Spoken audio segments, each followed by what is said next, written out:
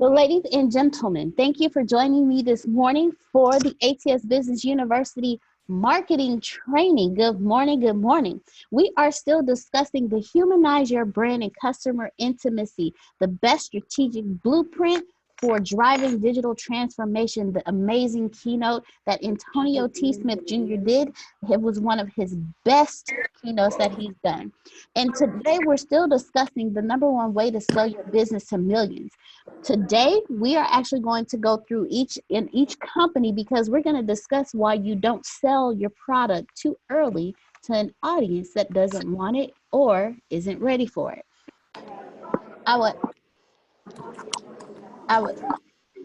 Okay. So this morning, we are actually in the wonderful city of Eagle Lake, Texas. We are visiting Mr. Liddell Wilson, and we have been traveling around with him to his businesses. And in discussion with him, he's actually expressed to us several different things that he's experienced when it comes to selling a product too early to an audience that doesn't want it or isn't ready for it. When you have an idea about something and someone's like, oh, no, don't do that. They're not ready for it. It's too early for them.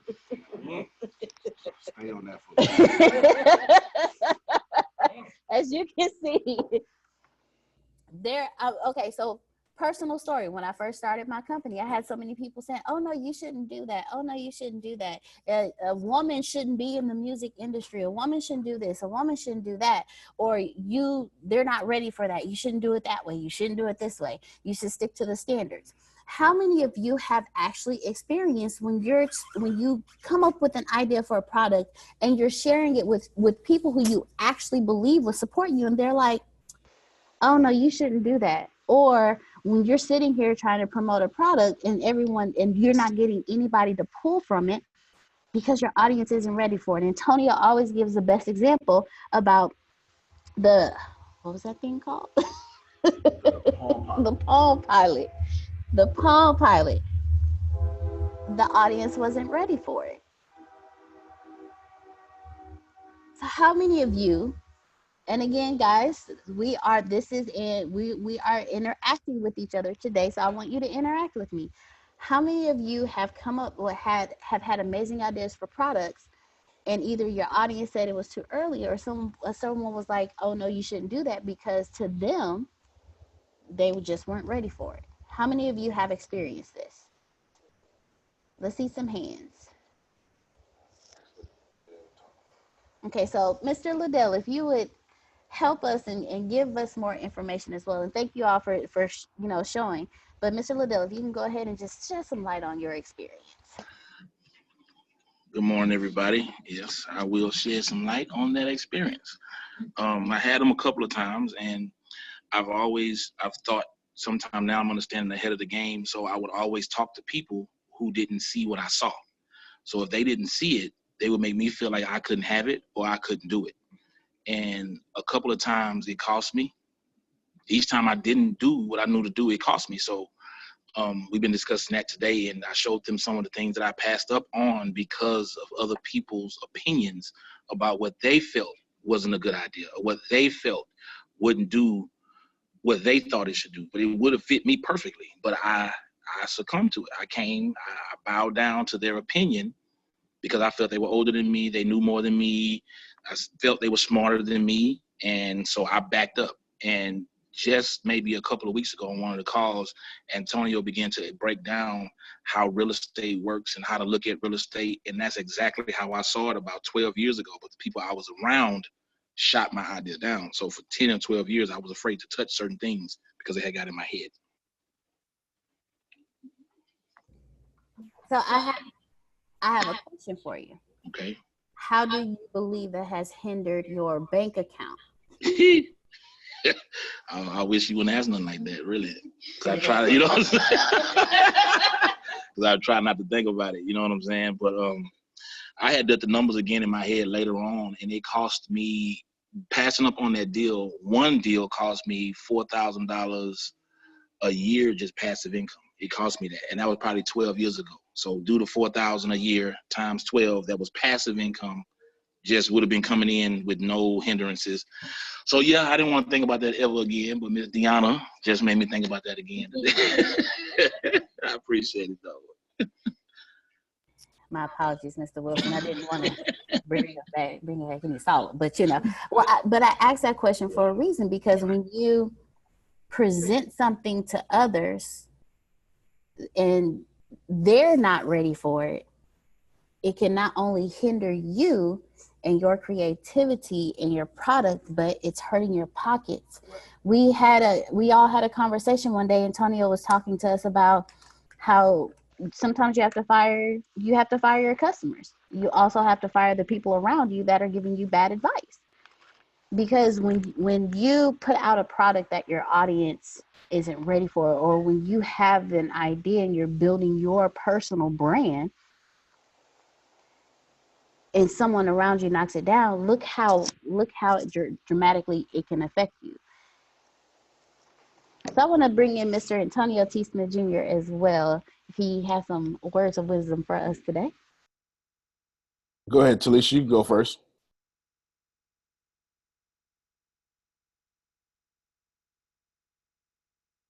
Okay, so I feel like I have both going on right now. When I told people, the two people that was helping me with my boot camp or whatever, it was like, oh, there's no way that around this short period of time you're going to get the amount of students you want. And this is what they said. They said on the lines of, I've been doing this for a whole bunch of years, and parents have already picked what they want for their children to do since last year. So whatever you're trying to do is not going to happen this year because parents have already chosen that, right? And then recently I have someone who is looking for teens of 17, just 17-year-olds and up. And they want me to come in and help.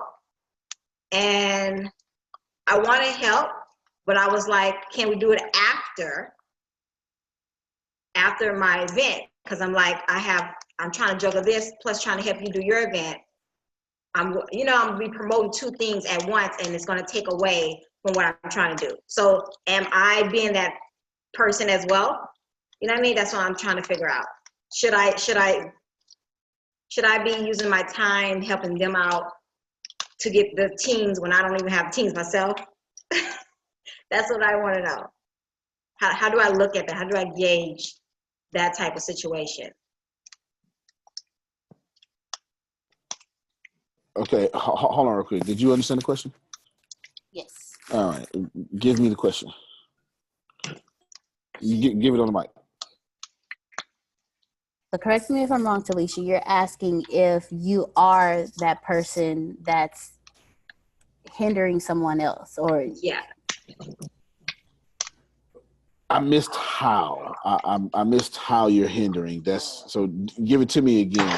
I missed how. I get that you're trying to figure out if you're doing left or right, but somewhere I missed the left or the right or both. I'm not sure what. I guess what I'm trying to say is, okay, they have a program that they want to do for teens each year. I mean, for every weekend, right? And at this moment, they want me to help launch it, but they just want ages 17 and up. They don't want to deal with people they don't want to deal with parents. They just want to deal with the teens. Okay. So my thing is, they want me to come in and promote their stuff when I'm still trying to promote my event. I'm trying to go all off with my stuff right now. So it's not that I don't want to help them. It's just like, I feel like this is bad timing. Mm-hmm. Because my stuff needs to get done first before I can try to help another. Or am I being exactly what y'all talking about? No, I don't think so.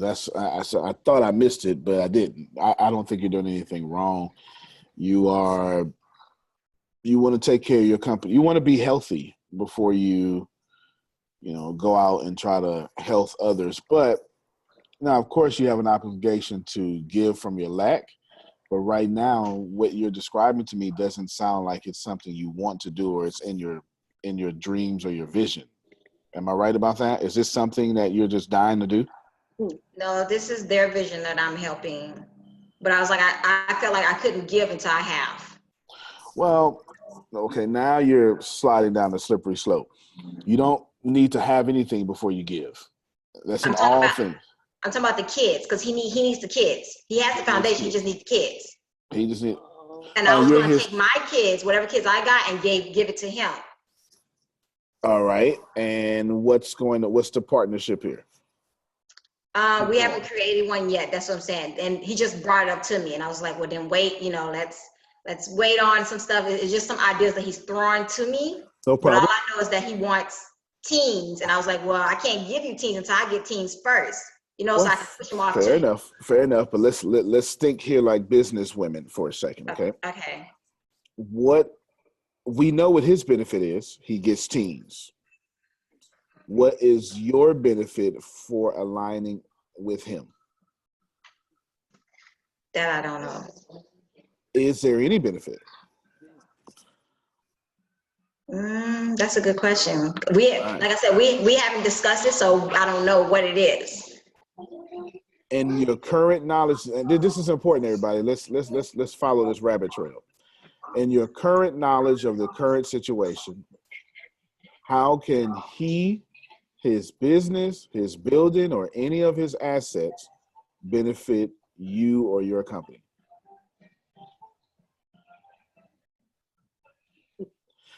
All right, I'm glad you have no idea. Everyone, listen to what I'm saying real quick. That's not a partnership you should get into. Do you understand what I'm saying? Some of you you're locked in.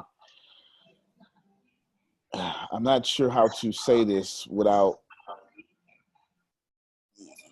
Everything you align yourself to is not a strategic alliance. Okay. All right. You want to have all your alliances strategic. You want to make sure, we know he benefits. There's nothing wrong with it. There's nothing wrong. Everybody listen. They're supposed to benefit.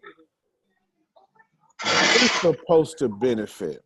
What is supposed to happen here is you're supposed to line up strategically. He gets teens, you get a building to use or something. He gets teens, you get his marketing budget or something. But right now, this is a one-way partnership. And any good businessman or woman would let you do that. I don't know if you realize it, but right now this deal doesn't help you. It is you being a volunteer employee under a paid position for this man. You understand? If he wants teams without benefiting you or your company, he need to pay for your consultant fee. You understand what I'm saying? Right. He needs to pay you a consultant fee, or he needs to go out and go pay somebody. He need to go, you know how you. I'm not really talking to everybody. If you're from like suburbs, I'm not really talking to you. But to us bro folk that been to jail a few times or you need a job, just depends. You know those temp agencies?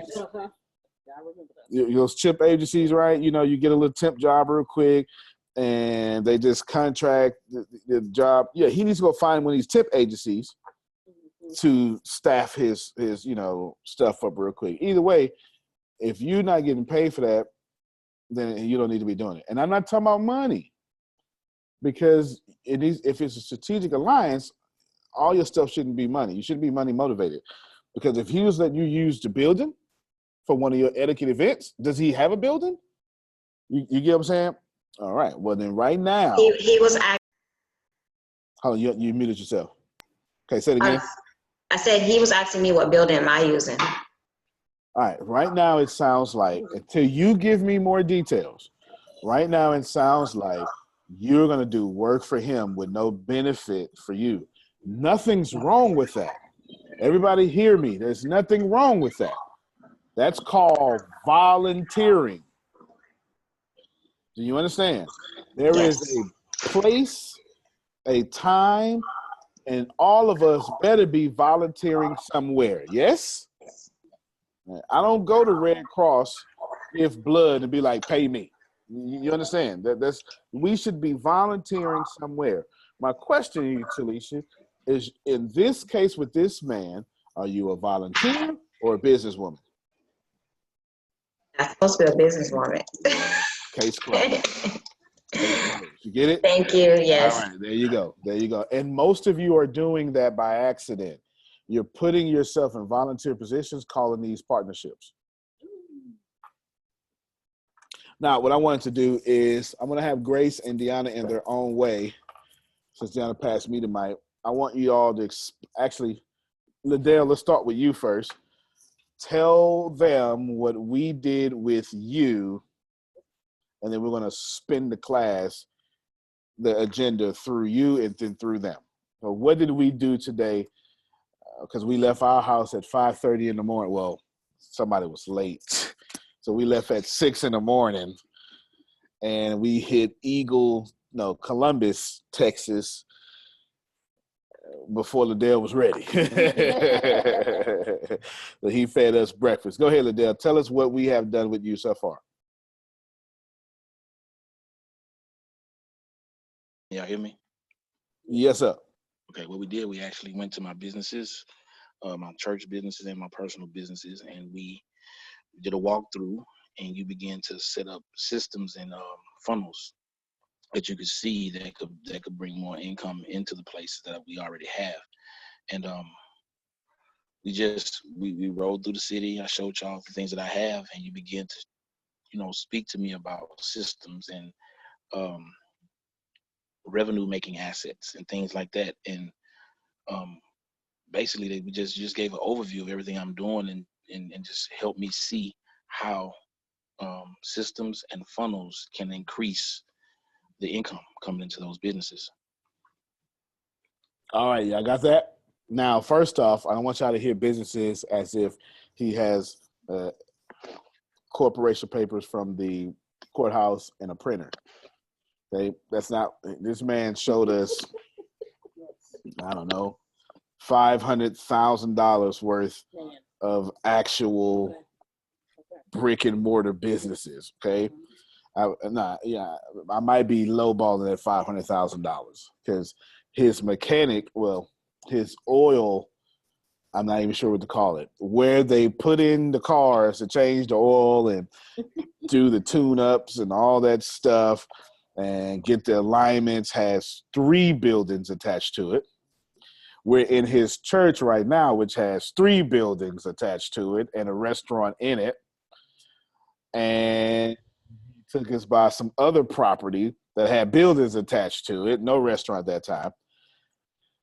So we're talking about real deal brick and mortar businesses. So when he said my businesses, the real deal businesses, and now the job was, Liddell, how do we increase your cash flow? Deanna was talking about introducing an idea before people are ready. So Liddell, help us out real quick. I want you to tell us a few of your mistakes with your, let's call it what do you call it? The mechanic shop, fast lane. What do you call them, fast lane? One of the mistakes, I didn't have any funnels at all. Okay, fair enough. Let's go there in a little bit. But one of the mistakes you made when you put an idea out that people wasn't ready for, that's what we're looking for right now. Something that you did that the people weren't ready for. And this could be anything they weren't ready for because, in my case, I give you one of my cases, I'm from a small city. So I'll be putting out these city boy thinkings, ideas that's for the big city. And my small city be like, nah, we don't do that around here, right? You get it? I put out big city ideas in my little small city. Coaching pack. I'm gonna coach. Coach. Coach.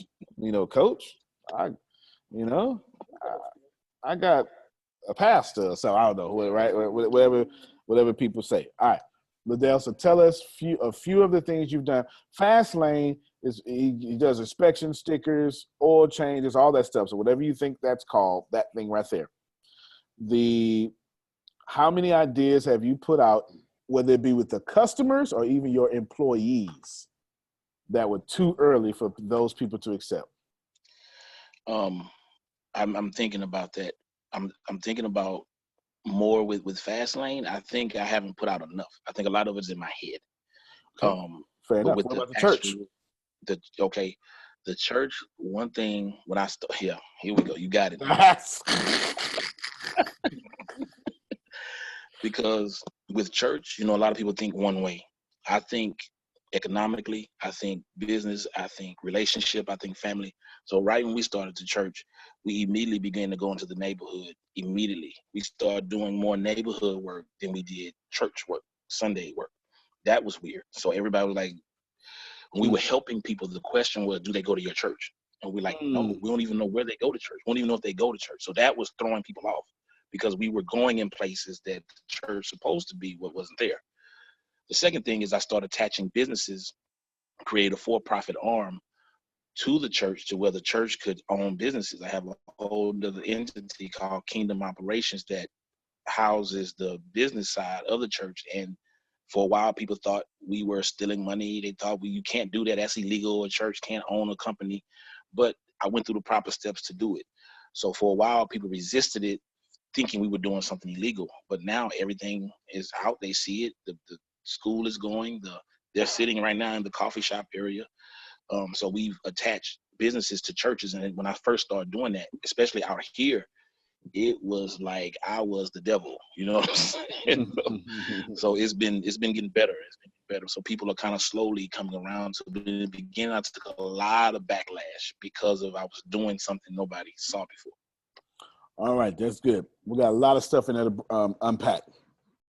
Let's start first with we're going to be successful in a way that you haven't seen or defined success. Okay, I want all of you to think about that. What Liddell did was redefine what success was for a church. It's the first thing he did when he said, "Oh, we're going to go out there and do more neighborhood work than Sunday morning church work." Now, that sounds bad, right? But if you needed the church help, the first thing you would do is say, "I thought you were a church pastor. You ought to be helping the people," right? That's the first thing you would say. So he went out there and helped the people. But his people, their definition of success was have a good time, learn from the word, swap some money. Okay? Is that's what happens in church, okay? Now, is everyone seeing, let me get some feedback from the audience. Is everyone seeing how he redefined success for his people? Doesn't matter the consequences. Is everyone seeing that right now? I can't see. All right, Pam, no, at least I can see Pam knows. All right, here we go. Now, that's a very bad thing. Someone tell me why that's a very bad thing. I'm listening. Someone who's not my staff. I'll let you go second, Deanna. Someone tell me why that's a very bad thing Liddell did. Am I breaking up or something? Just got low participation. Someone tell me why is that a bad thing? Why? I'm sorry. By what's a bad thing? Which part? That he redefined success for his people and his organization. Basically, let's not say his people. His members are his customers. You do understand that, right? I know we don't want to call members customers of a church, but if we are just going to call economics what economics is, the members pay or donate, I'll be nice, the members donate to the church, yes? And the church gets money from donations. Now, he already said his work differently, but we haven't got to that part of the conversation. There's a lot to unpack. So basically what I'm asking Pam Norris is, why is it wrong that he told his customers, this is success for us, and this is success for us, and you're learning it while we're doing it? They weren't ready to hear it. Yeah. Exactly. So they didn't buy in. Okay, I like this didn't buy in thing. I like this very, very much because that is more the truth than anything. Someone tell me why Pam and Talisha are correct and that they didn't buy in. So you can give me yours, Gianna. You give me. Go ahead. Tell me why that they, or tell me what you were going to say if you want to, but then tell me why that they didn't buy in. Well, Miss Pam actually said what I was going to say. Miss Pam actually said what I was going to say, and the reason why they're not buying in is because it's going against tradition, it's going against the grain, it's going against what they were taught.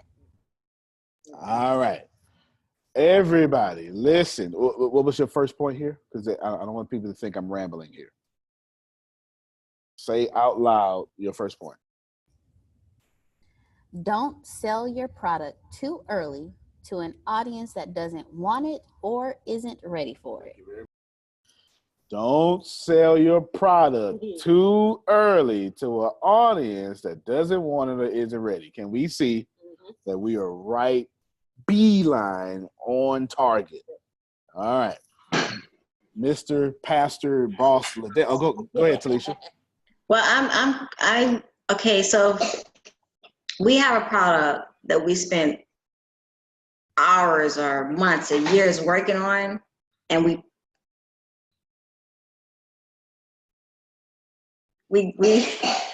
don't give it to them because they're not ready. So then what we supposed to do? Watch this here. I'm glad you asked that question. Pastor Liddell, unmute your mic again. Come on down to the Prize is Right. All right. You've been pastoring how many years now? 9. 9. He's talking year 1 stuff. That's not even year 1. He said immediately he jumped out the gate. So in the first 2 weeks, he was out the gate. Pastor Liddell, in your 9th year, let's say you got your church. This is day 1 of your church now, okay? You've never met these members, and you want to do the same thing. Don't change what you want to do, but how would you do? Let me hold on. Don't change what you want to do. So what did he want to do? He wants to have the church in the community helping people regardless of church affiliation and or membership. Yes? So we're not changing the mission. Is everyone sold on this? The mission will not change during this illustration. Talisha, he's going to answer your question because with 9 years of experience, he wouldn't do it the same way he did it with 9 days of experience. Mr. Liddell, what would you do now to introduce this new idea? Well, back then, it was like, I'll do it by myself if I have to. So now what I would do, I would present it more details. I didn't have any details at the time. Everybody was kind of getting forced, like, hey, this is what I see. Here goes a spoonful, eat it. Let's go. But now I would think I would have integrated more people into it. In the beginning, I knew what I saw, so I started going that way. But I didn't do a lot of explaining. I just did it. You know what I'm saying? I started to do it. Then people kind of got on board, but I didn't. If I would do it again, I would have been more organized with building a team first. That's what I would have did first. I would have built a team first because I brunted a lot of the work myself out the gate to where people felt I didn't need help or they didn't really understand what I was doing. I didn't do a lot of explaining. You know what I mean? I didn't because I'm a go-get-it kind of guy, so I kind of took off and they kind of had to catch up. But so just to underline the question is, I would have did more explaining, did more training, and equipping the people on the direction we're going instead of just taking off and they got to catch up. All right, hold on. Now on the direction we are going. What I did was I translated every major point you said as you were talking. He would present the vision with great detail. Let me tell you, some of you CEOs, you're young, and you're young like me. And the problem is, folk older than us think we stupid. I'm only talking to you young folk right now. I'm not even worried about if the old folk don't like what I'm saying. Listen to me. They think we stupid because it's a natural part of life. Yeah.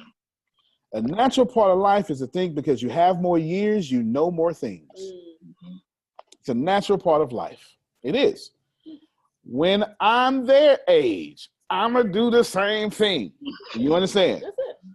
Unless I unlearn those behaviors, I'm going to act like the people who act like I'm stupid or I'm moving too fast or I don't have a vision or is it written down or all that stuff, right? I'm going to do the same thing. Am I being fair on both sides? And what's going to happen is there is a perception of you that you have to overcome. Off the rip, it doesn't matter. If you're older, there's this old fogey doesn't know anything. This young whippersnapper doesn't know anything. It doesn't matter. You understand?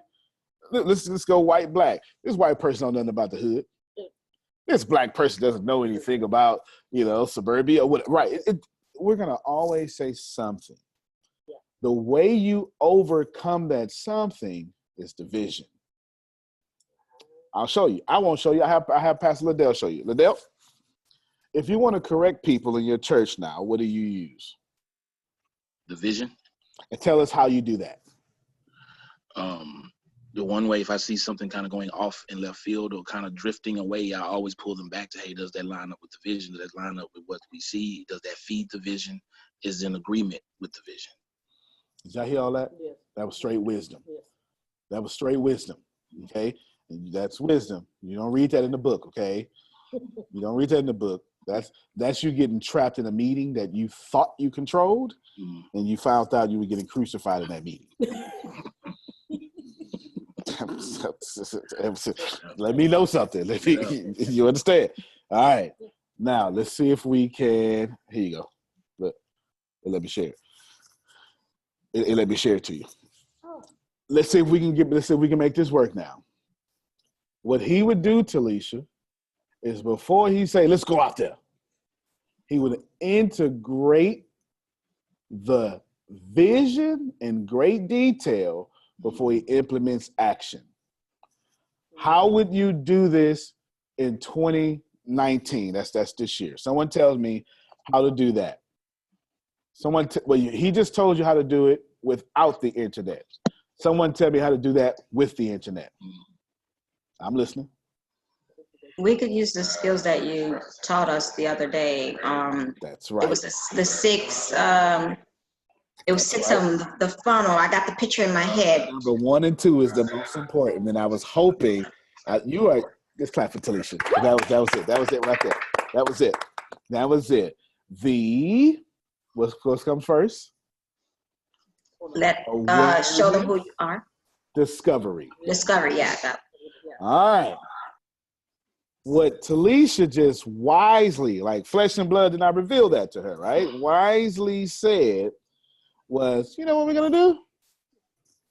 I want to make sure I make people aware of what I would like to do. How do you do that over the internet?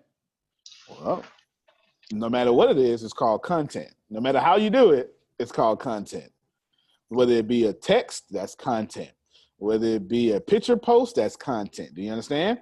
So what you do now is you start posting articles about the importance of evangelism. You just post them. Just post these articles about the importance of evangelism. Just post them, post.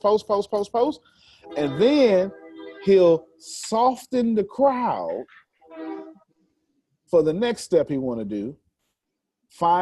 What he said, going to build a team. That's the last thing he said, but he said he'll do that first. And people will start liking the status, and he will go in their inboxes and say, hey, I noticed you like that. I sure did. I'm glad you liked it. Do me a favor. Can we have a conversation over coffee? Because I'm looking for people in this area that are like-minded in evangelism, like me. And he starts building his team from there. Everybody understand that? Do you see a great way not to put an idea out before people are ready? So wait, we're discussing how to create a team. What we're actually discussing is how to put an idea out before people, how to not to put an idea out before people are ready. And I let him answer what he would do next, and a team came up in that answer. Oh, got it. Okay. There you go. Yeah, okay. Team came up in that answer. Because, like Pam Norris said, they had no buy-in. Why is this important? Because at the end of the day, every time y'all ask me to do something, every time he wants to do something, or every time y'all come up with a business, and right now I'm looking at 16 people, 16 of y'all are asking everybody, whether you want to admit to it or not, change. Follow me. All 16 of you are asking people to do that. And why? First off, adults stop changing after 14. Some of y'all got the same haircut you've been having for a long time. Come on now. Come on. Don't lie. Don't lie. I've been having a beard since 14, with the exception of my army time. My beard has gone from real skinny, pretty boy, baby oil on the ankles, no socks, loafers, to, little thick, I'm a grown man, get out my face. It's that kind of stuff. But the beard has been there. Do you understand? Okay. I've liked my hair faded right here. That's about it. Some of y'all had the same football team. How many of y'all got the same football team forever? Come on. Or how many of you got the same religion forever? Come on. We don't change too much. We become creatures of habit. And now, John Calloway says, I got a business, change. And you didn't get the buy-in for the change. If that doesn't make sense to you, me and Robin are dating. Robin has, she actually has a daughter. She has a daughter, okay? Now, I roll up in Robin's house and say, no, y'all not going to do it this way no more. Me and Robin on 2 dates. Y'all do it this way. You're not going to do it this way no more. I'm changing everything. Young lady, say yes, ma'am, to your mama. Sit down and go in your room. How long I'm going to last, Talisha? I said 0. You ain't going to give me, so I didn't get that bass out of my voice, real quick. Like, you got too much bass in your voice. But that's how you all are running your businesses. That's how Liddell came in. All right, y'all, I know you love the Lord and stuff, but daddy's home. Go outside and play, get off that video game. You get it? That's basically what he did. You understand? So change is not just in your product, it's in your services, it's in every single thing that you're asking people to do. And now the idea Liddell had was noble, wasn't it? Yeah. And it's what should be done. And it was a common sense idea.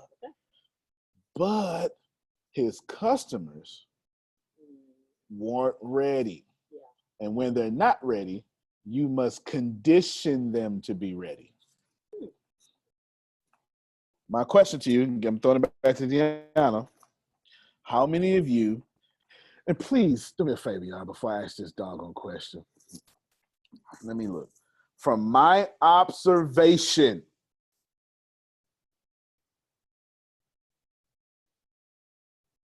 one, two, three, 4, 5, 6. From my observation, from a social media perspective, 7. That is 8. I'll give you 8. And I'm being nice to 3 of you. 50% of this phone call, from my observation, in fact, I'll name them to you. Pam Norris, Daryl Dillahunty, Robin Davis, PJ Joy, Talisha, Michelle, Denise Hill, and I think that's it.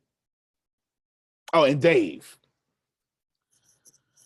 The people I just named, from current social media activity to the last 2 months, I went back 2 months. You're the only ones that get to say yes to this question. And I have the fortitude to leave some of you prominent folk out. Okay?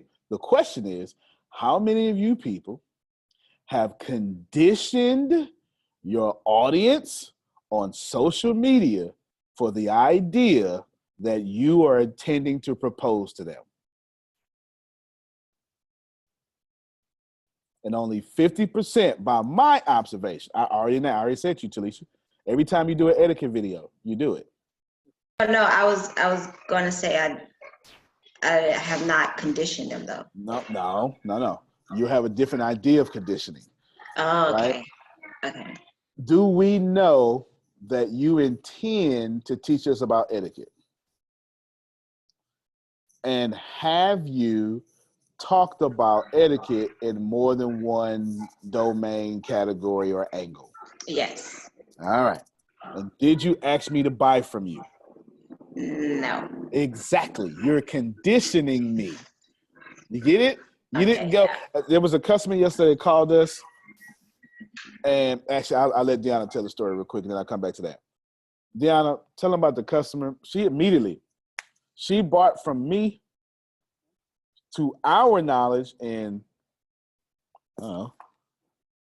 3 seconds. She was sold before.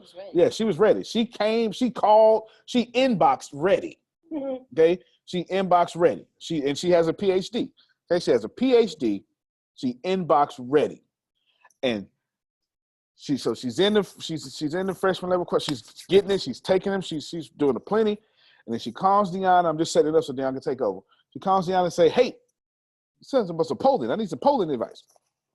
And Deanna says, "We need to poll your audience." So she puts out a poll, and it's long.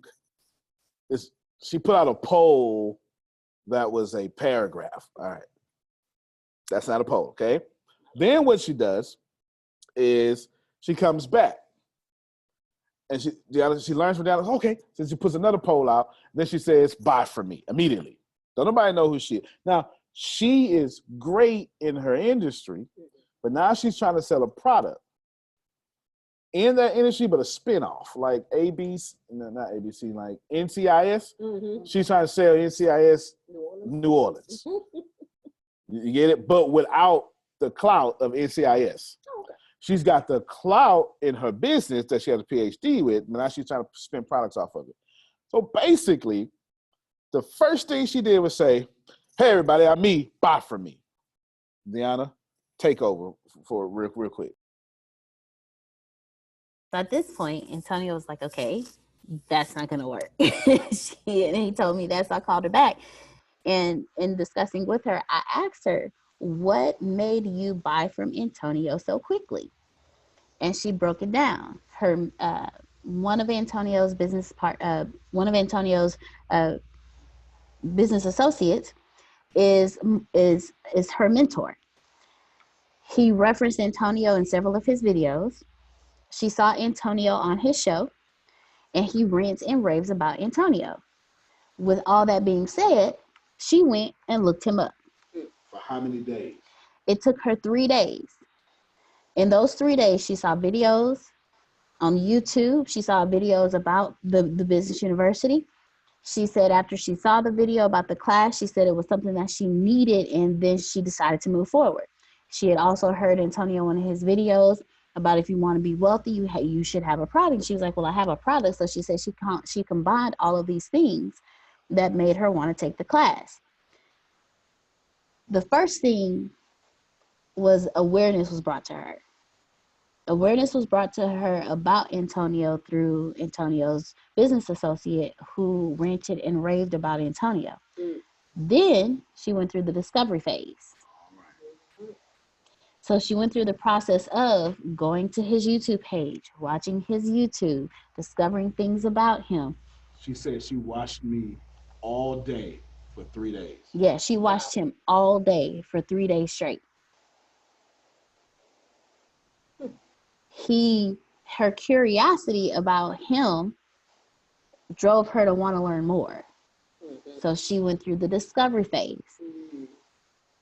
And then after that, she just kind of went through she went through the evaluation phase. She said that with listening to the videos, with everything that he's doing, the business university, and him saying, if you want to be wealthy, you should have a product, she evaluated. She said, okay, I have products, I have services, I see his products, I see his services, I need what he has.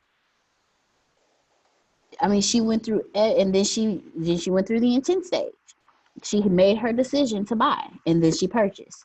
She went through every stage of the sales funnel, but she first had to be softened by being aware of who Antonio was. Is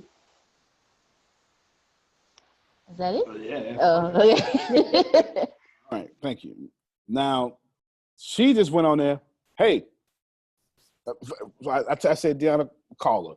And she called her. And I said, you know, with respect, ma'am, you just went on your Facebook page and said, y'all sleep with me right now. That's all she did. That's all she did. And Deanna was breaking down, well, why did you buy from Antonio? Just the way Deanna said, so I won't repeat the story. And she went through this whole process of why she bought from me and didn't take no one else through that process to make them buy from her. For 3 days, this lady was dating me. I didn't even know she existed. Y'all understand what I'm saying? She was conditioned to the idea of buy from me, I'll help you in business. The same way, Daryl, Robin, all of you, PJ just went on there with a nice little curly, hair, rocking it. Every time you put out content, okay, and you don't try to sell, or if you sell at the very end of that content, you're conditioning people to accept the idea you're planting in their heads. Every podcast, every post, you may not think it has a point, but I just proved to you, Talisha, because I was talking to you, that my content sold that lady.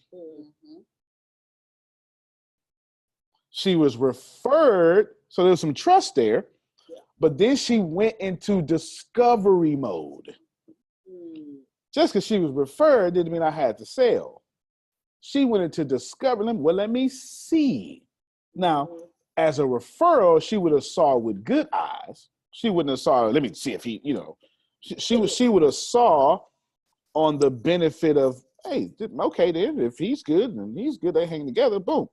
But she went into discovery mode and she said she consumed me for 3 days. So by the time the lady inboxed me, I said, we set up an appointment. I had Deanna call. The lady was like, ma'am, I'm just trying to sign up. I'm just trying to sign up. The lady signed up. And then and so I explained to her yesterday, and I said, now, here's the deal. She has called, that was 2 weeks ago. She has called us, how many times she's called?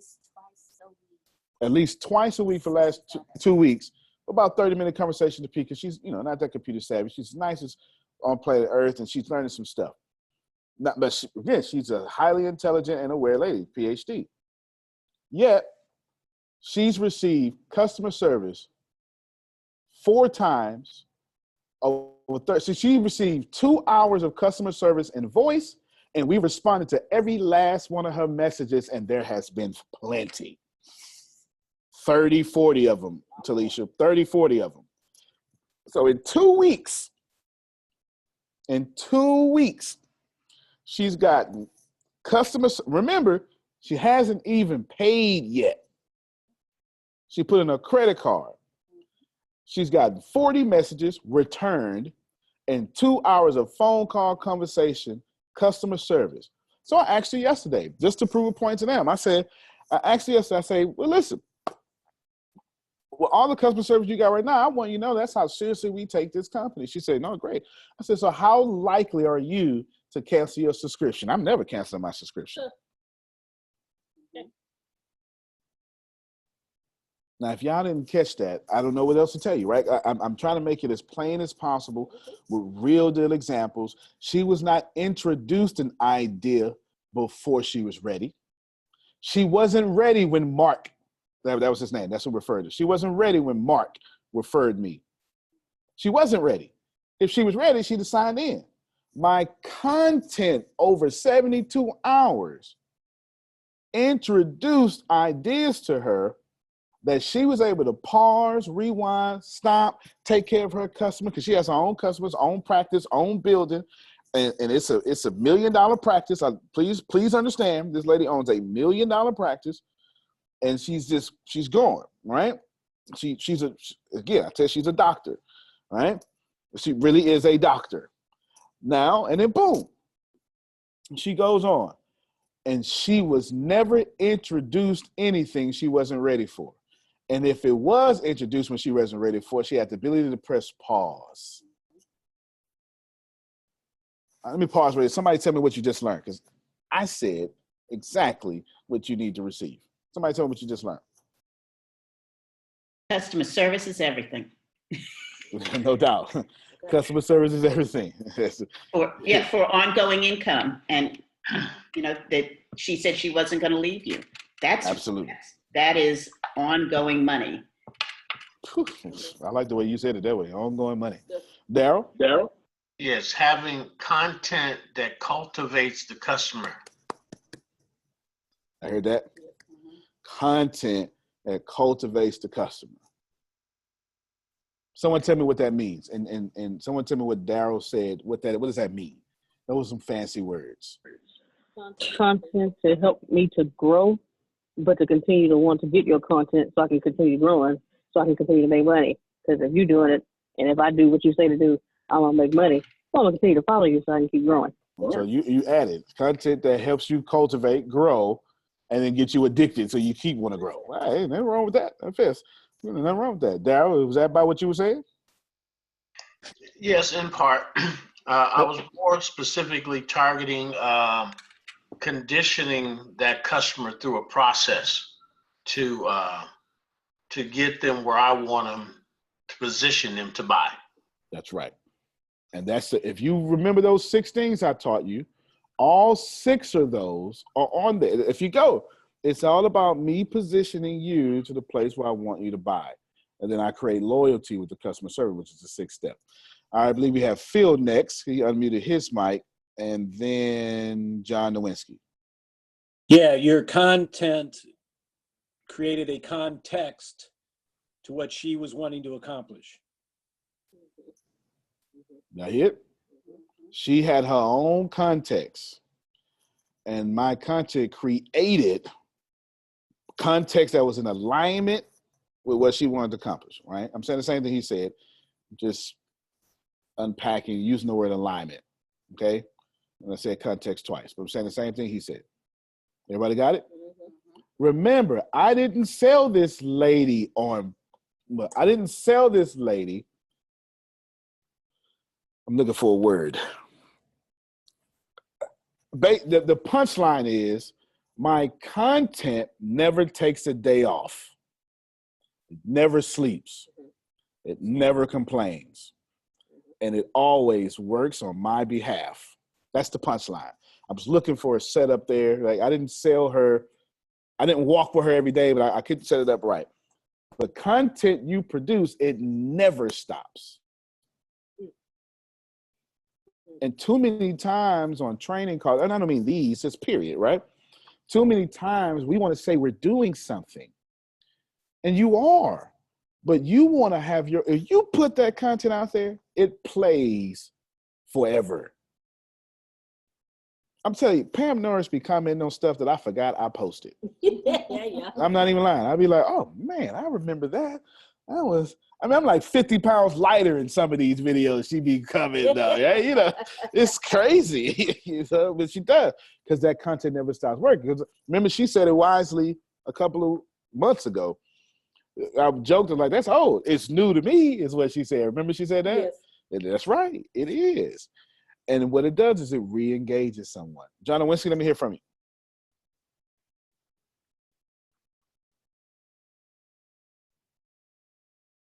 Can you hear me, John Nowinski? Okay, maybe he was just raising his hand for. All right, is there everyone following me? You don't introduce an idea before people are ready. It doesn't mean, Talisha, you don't introduce the idea. It means you cultivate them, as Daryl said.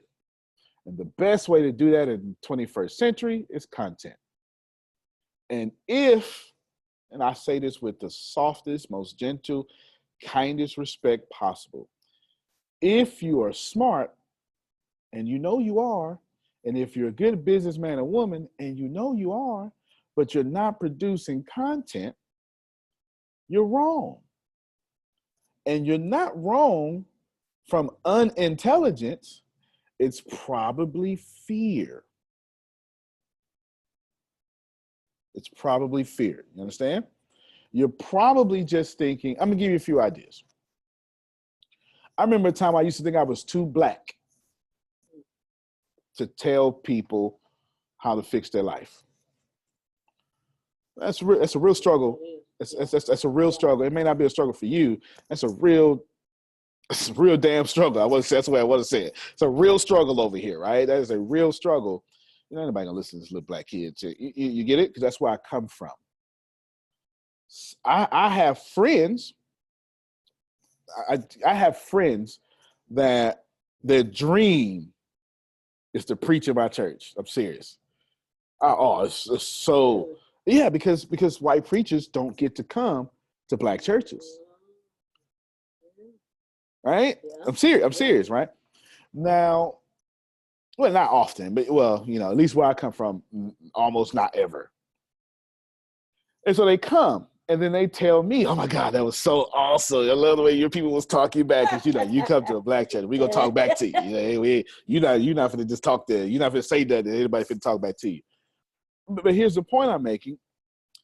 Their stigma was my stigma in reverse. They thought they were too white to reach black people. I just point out two fears you possibly have. I'm too white to reach non-white people, or I'm too black to reach non-black people, or I'm too woman.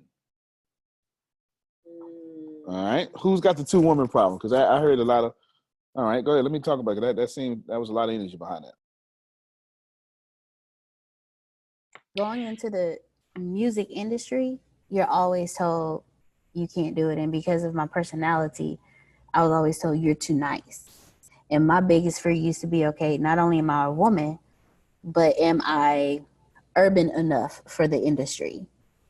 Am I like Antonio was just saying, am I this, you know, am I too this for that? My thing was, am I urban enough?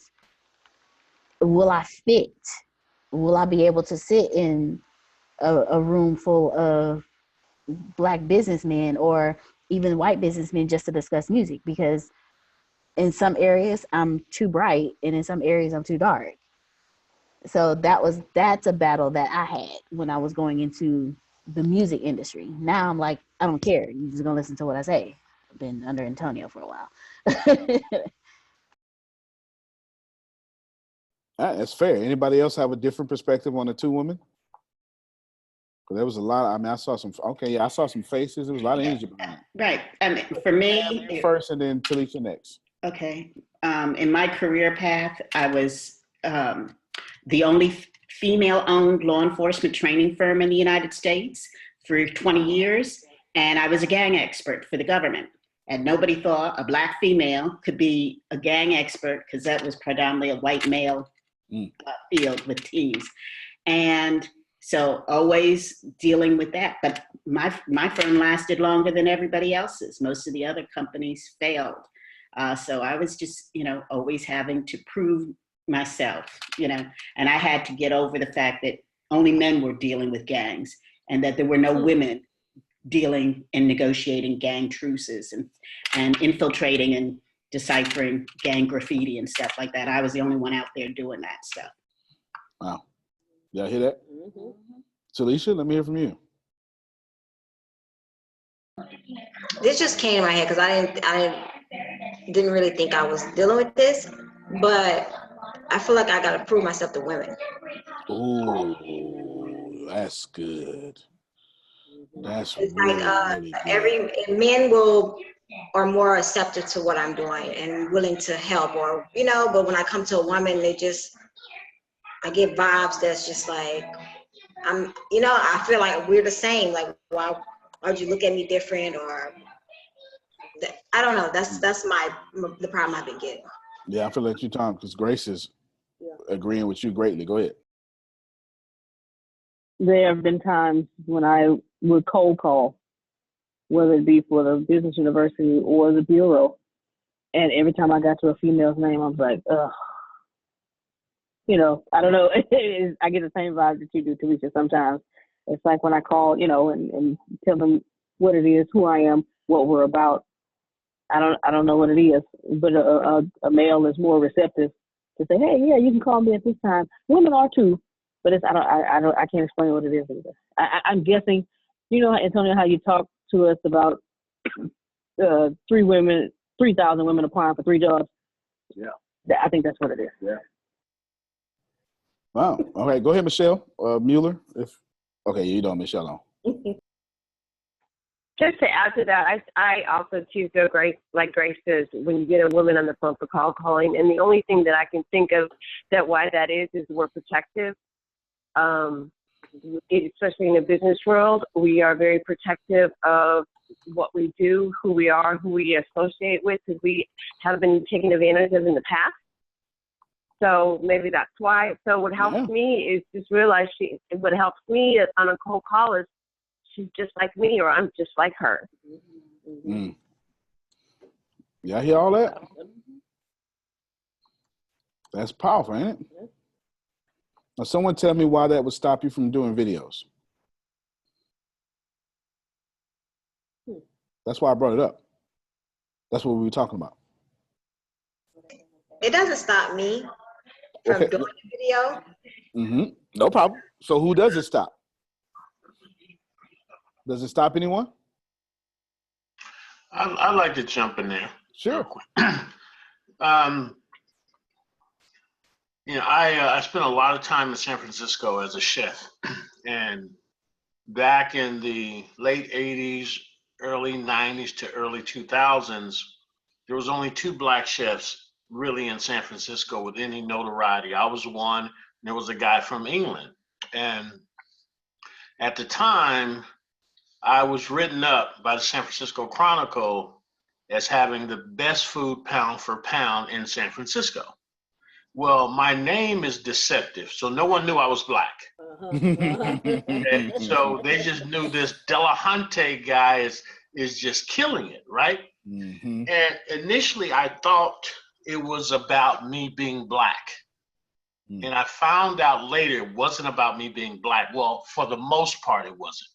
It was more about all the people that they had brought in to San Francisco and promoted as French chefs and from Austria and Germany and Japan and all these different places. There were supposed to be top chefs. And I was trained the same way. I was trained classical French. And I was a saucier, and I was really, really good, if I can toot my own horn. And so I was just doing my thing, right? But I'm just a little old country boy from Oklahoma. How in the world is he beating all these so-called top-tier chefs? I often have this conversation when people talk about Ramsay. You can put Ramsay right next to me, Bobby Flay, or any of them, and I can produce the same cuisine, period. Okay? Now, how does that relate to what I'm saying? Is because that damaged me in a way. Because I'm thinking, initially, it was about white viewers or white, patrons coming to the restaurant and not classifying me as a top-tier chef. I was 27 years old, and I was one of the best. I had old man Hearst come into the restaurant, and he says, I've been in San Francisco 3 generations, had the biggest head you ever want to see. Mm-hmm. And he said, I've never had cuisine like this. Who's the chef? And he's looking right at me with a Gerard chef jacket on and a big top hat saying executive chef. And I said, I'm the chef. And so what am I saying? When I sit down to do videos, a lot of that stuff passes through my mind. To this day, that was 20 plus years ago, thinking what people may think about the information that I'm putting out. And I know food like the back of my hand. I understand nutrition the same way, but I tend to pull back because of my own thoughts about what people might think. That's fair for everybody. Well, I won't say for everybody. Few of those things hit me. Who else can relate? Now, here's some other things. You don't like your teeth. Yeah. Yep. You don't like how you sound on camera. Yeah, I've been there. Grace says she's been there. You don't like your weight.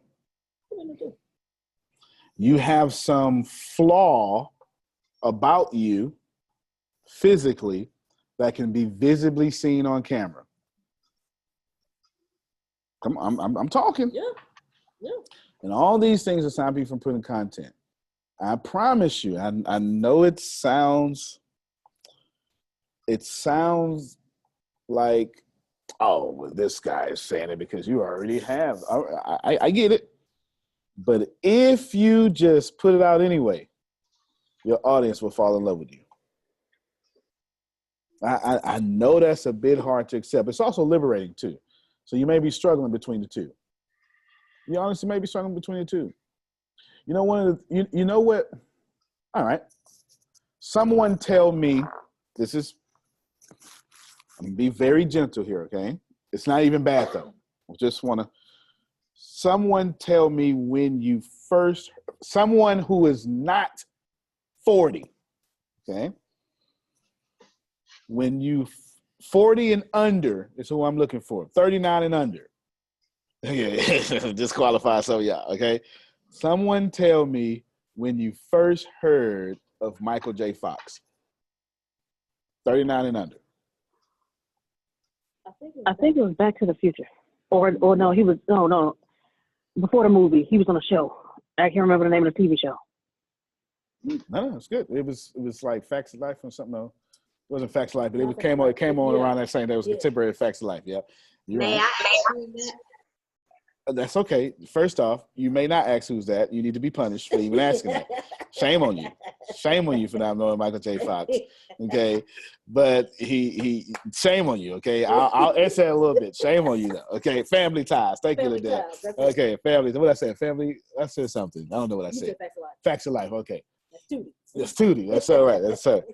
Now watch this here. When did you, someone who's not 39, I mean, someone who's 39 or younger, not Talisha apparently.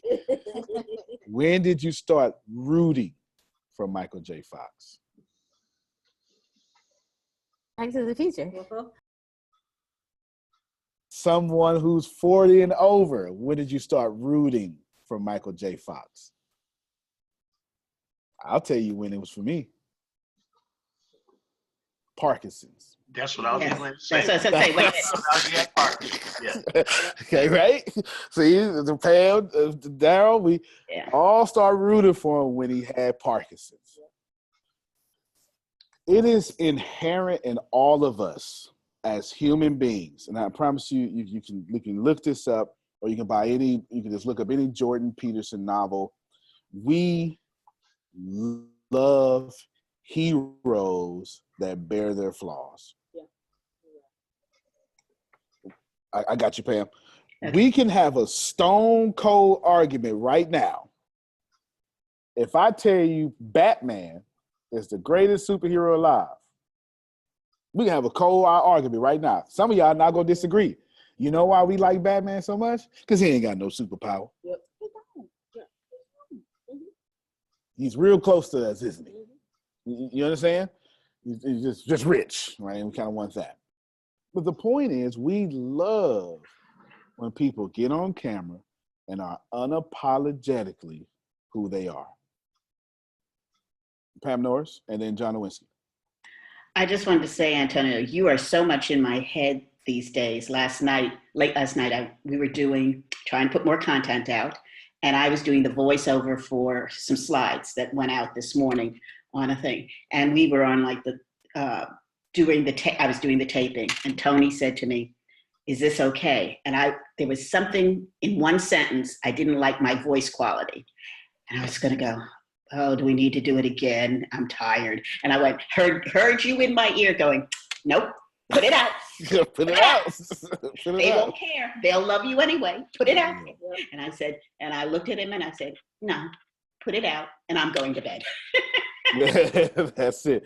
I love it. Now, let me say this one thing before I get to John real quick, because I want to be This is one of those things in which this is where my non-intent side gets out.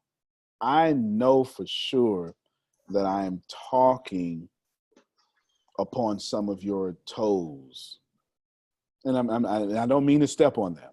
I mean to encourage you that if you are you, your audience won't have a problem with it. I'm not telling you everybody won't have a problem with it. I'm saying your audience won't have a problem with it.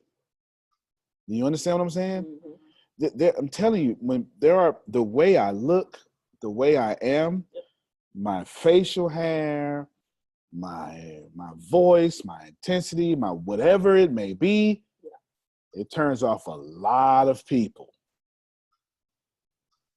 But it also attracts a lot of people. And it's going to always be that way. Okay, get ready, John Nowinski. Let me tell you why. Half the people who like Trump hate Obama. Half the people who, vice versa, right? You can flip it around. It's a simple explanation why. At the opportunity of your rise comes the opportunity to hate that you rose. That's it. That's it. The better you get is the more I get to sit back and complain about how you think you bad because you got there. It's just one of those human things of life. If you get a president that gets 100% of the popular vote, it's probably Hitler all over again, or the Antichrist for some of you, right? It's something, right? You know, it's just bamboozle. Someone would complain. You're never going to get 100% of the vote. Please just, my attempt here is to encourage you. Be your brand. Don't lock it in a closet.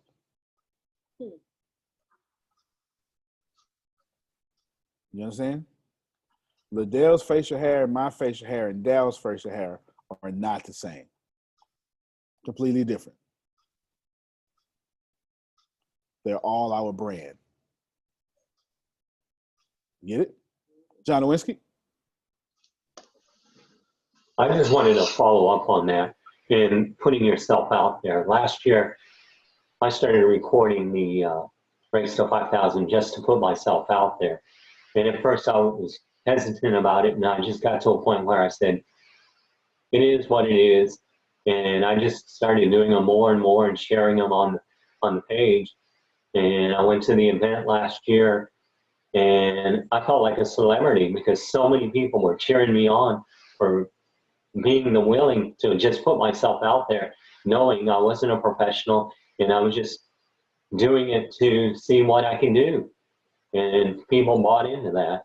And I think that's a lot of it, is that when people see you willing to put down your guard and just show who you really are, is when you'll start moving to that next level. And that's kind of why on all my posts and all my comments, I lay it out there. This is me. And I think because I am sharing who I really am is going to carry me far in my next steps. Hold on, John. I'm about to say something about you. John says a lot of stuff. If it's ever been one thing I want you all to hear, is what he just said. Because not only is it true, he only knows half the truth. I actually know the other half.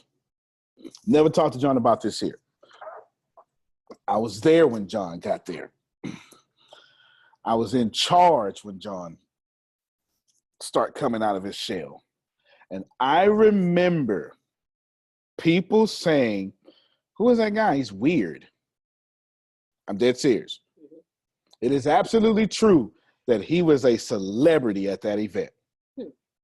I've never learned more from a person. Look, Michelle's clapping. I've never learned more from a person in that year than I did from John Nowinski. I'm dead serious.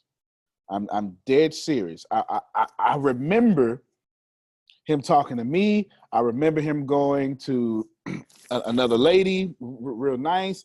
I remember him taking advice here, taking advice there from me, from over there. And I remember him getting to his own. I remember him singing on stage. That was crazy. Yeah, it really was. It was crazy because it doesn't come from him. I remember people saying that he looks like Hitler. That's what his profile picture looked like. It was a terrible profile picture. It was terrible. It was terrible, right? And I watched John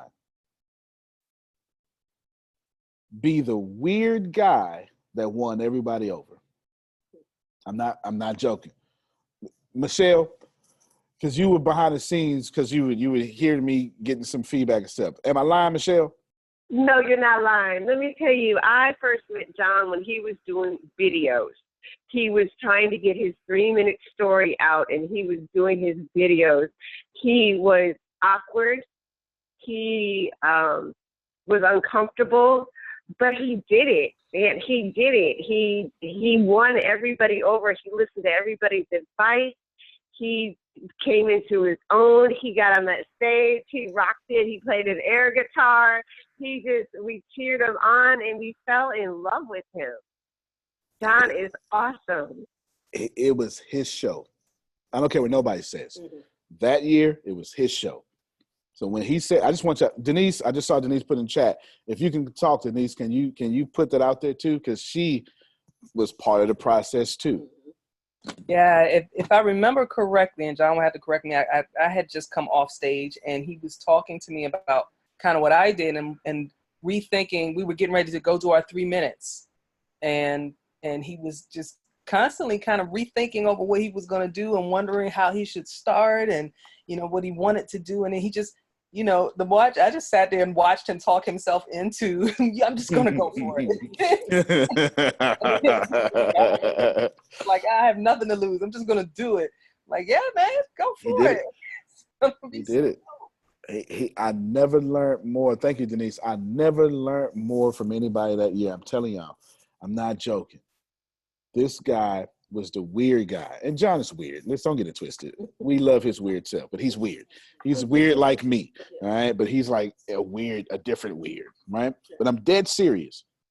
I watched him make everybody fall in love with him, never raised his voice, never put on no show, didn't put on no front. He didn't become inauthentic. He was just John. And put it out there, I am what I am, and I'm just going to go for it, like Denise just said, right? I'm dead serious. And this was a course about 8 months. I remember the first time he told his 3-minute story, he bombed it. It was, oh my God, it was a bomb. He got some good feedback, and he came back like 80% better. And I remember having a meeting with some of the powers that be, and I remember them saying, I'm trying to make sure this is okay. I remember them saying, no matter what, with the way he just improved, and this was months before, he earned his spot on the stage. We're basically picking everybody else. I'm not even lying. I'm saying on the recording line. I'm not even lying. We knew in the beginning that he was on stage with that improvement that he did, because there was nobody working harder than him, at least in our observation. Is that fair? Mm-hmm. All right, John, come back in here. We said a lot about you, brother. Hopefully you receive it, because you are great. And say something. Have your way. So I want to thank you all for that. And like you said, it doesn't bother me. Think what you want about me. I'm going to be who I am. Yeah. And the comments in the post and everything that you see is who I honestly believe. I'm not sitting there commenting, how do they really want to hear this? I'm putting out how I feel in response to whatever you've posted. I'm just responding to the way I feel. If you receive it, fine. If not, it's not going to hurt me. I'm just going to keep going. And John, that proves the argument that I was trying to present to you all. John has an audience because he puts it out there. Is that fair? Mm-hmm. All right. Pick up on your number 2-ish thing. Thank you, John. Thank you, all of you who were there to give feedback to that. I just didn't want y'all to take that as a comment that you should pass over. The guy actually did it. He actually did it. And it ain't easy to do. Neither is it easy to get on stage and just be you. That's hard. You all know it. Some of y'all don't even get on camera with your real voice. Hey, everybody. Come on, you know it. You know it. Hi. This is Antonio. This is Antonisha. And I just wanted to say, that's not your real voice. Okay? It's good just to be you. Just saying. Don't get me started. Go ahead.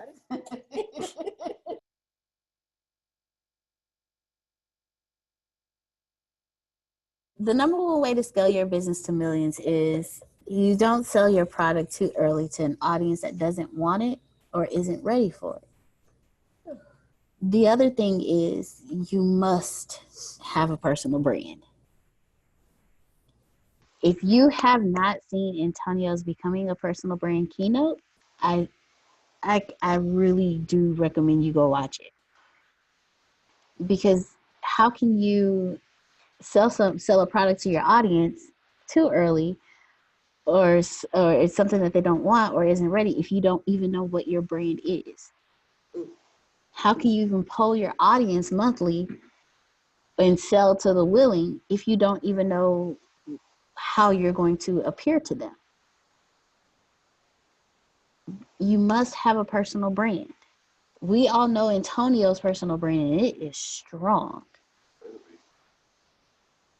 But what is your personal brand? What are you, when your audience sees you, what do they see? Do they see someone they can trust? Do they see someone that they can trust enough to give you their money? Do they even see someone that they can even relate to? Do they see someone that actually has something that they need? What is your brand telling your audience? When it comes to building personal brands, I know nobody better at it than Antonio, personally.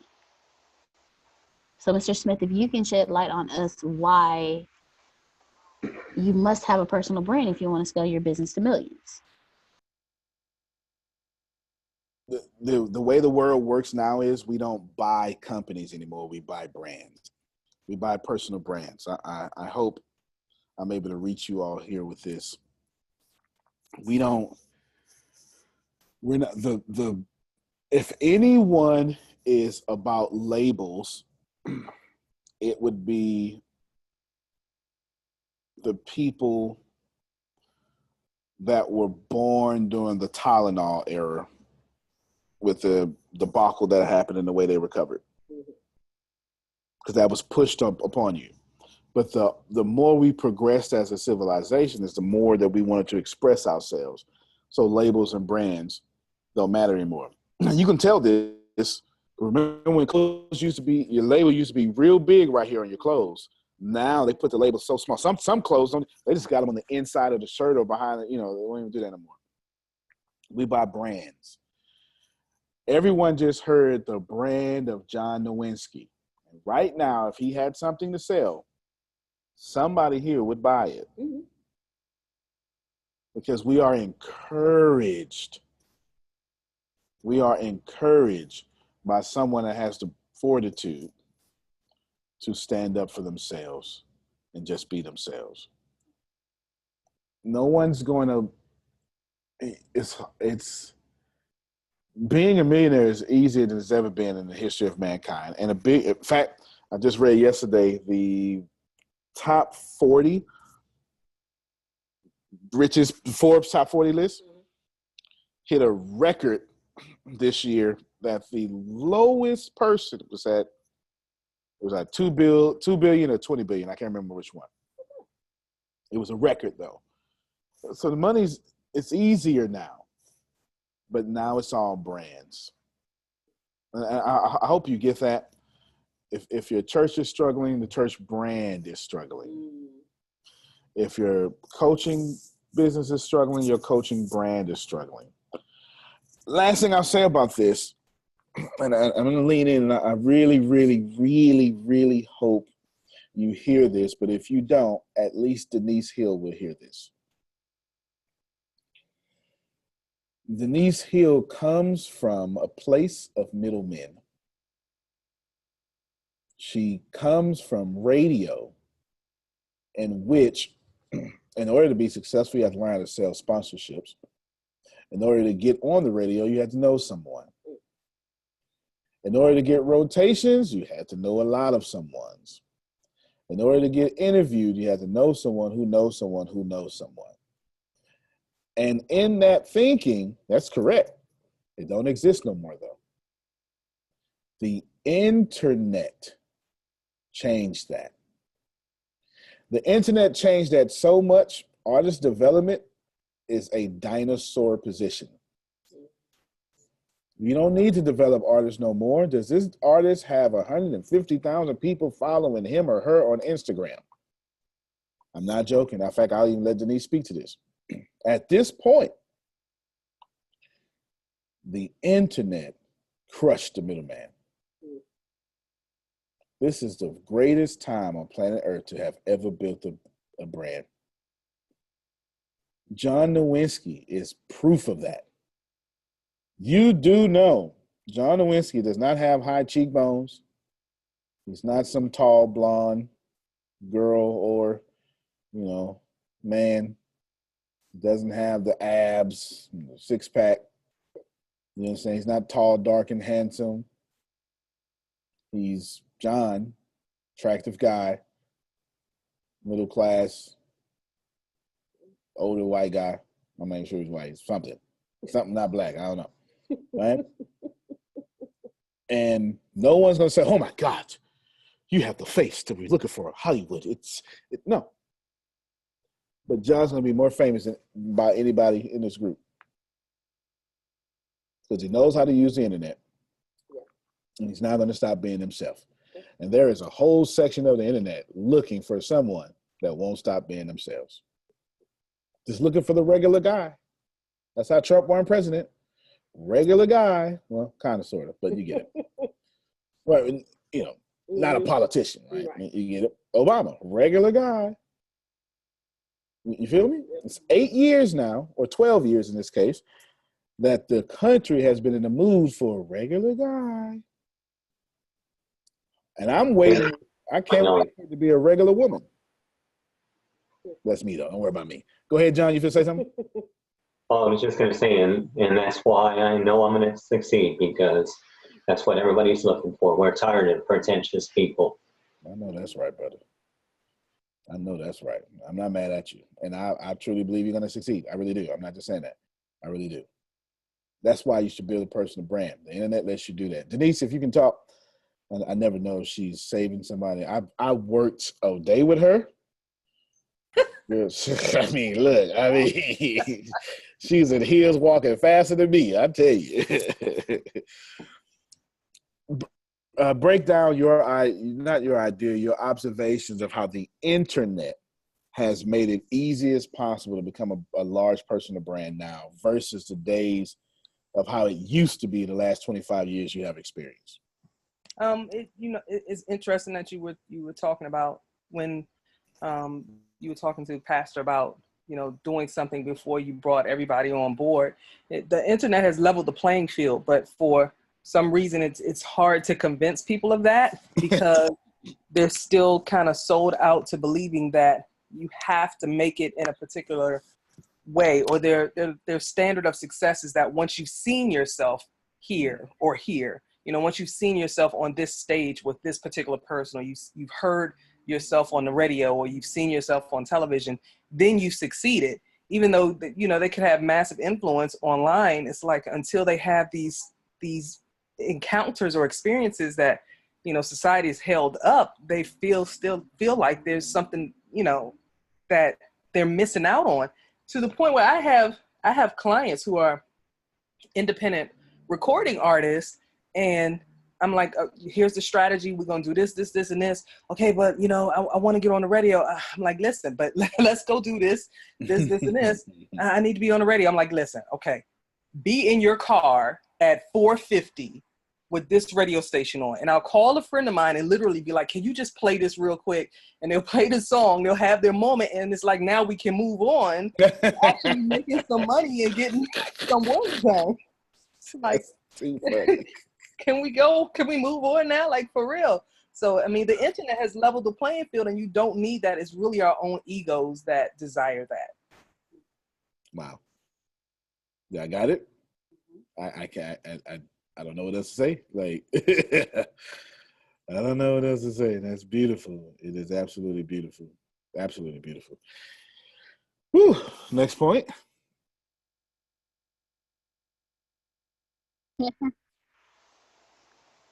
Be likable.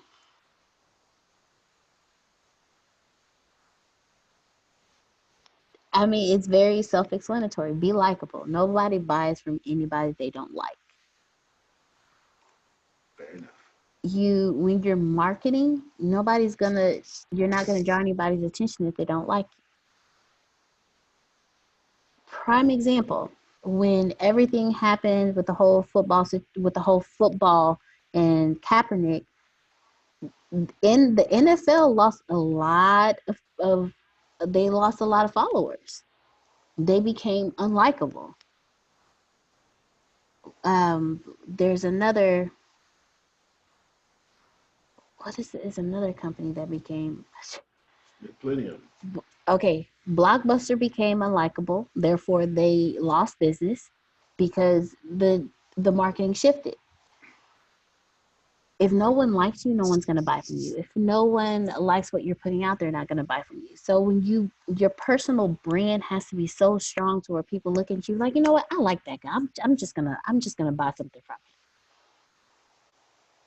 A prime example, every last one of you here, in some shape, form, or fashion, there was something about what Antonio did, who Antonio is, something you saw that made you like him, or you would not be here.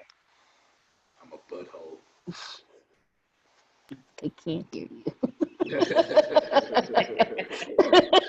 Yes, ma'am. Yesterday, I had that experience. Until you said that, I didn't think of it. Went into a Verizon store to see about using my phone overseas. And the greeter, the woman at the front, she was so curt and so nasty. And I needed to also get a converter. We turned around and walked out, and I wasn't going to buy from her. And the first thing we said as we're heading back to the cars, I didn't like her attitude. I wouldn't spend a dime with her. She didn't speak to me nicely. She didn't seem to be even wanting to help me. So when you said that, it just dawned on me. I did that yesterday. I didn't spend money in the store because the greeter was not pleasant to me. One of the biggest things about HEB is every time you walk in their store, everyone enjoys being there. So it makes you like going to the store. I've literally walked into, just like you said, I've literally walked into a grocery store and it's like, okay, there's the from the greeter to the person stocking to the person at the register. It's like, okay, what's going on today? And I walk into an HEB and it's like, everyone's like, hey, well, oh, hey. So, hey, oh, hey. And the product itself is even, it makes you like the product too, because their product is great. So even in your customer service, your marketing, be likable. Don't put out something and, just as Antonio tells me all the time, everything you do in excellence. So if you just throw something together just to put it out there just to say you did it, is it going to make you likable? Is it reaching your audience? Is it something that's going to make your audience stop and look at it and be like, you know what? Just as he always says, when you're scrolling through and you're doing your videos, people are just scrolling through their timelines. Are you making your videos likable? Is your brand likable? We are discussing humanizing your brand. If you don't like people for certain reasons, it's the same way with your brand. If you're humanizing your brand, make your brand likable, just like a person.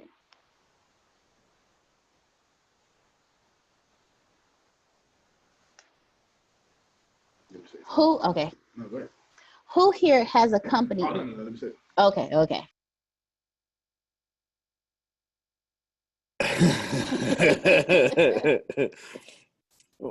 There's a caveat here that I said in the keynote. If you're not gonna be likable, you need to be all the way not likable, and people will like you. This is very important for you to get.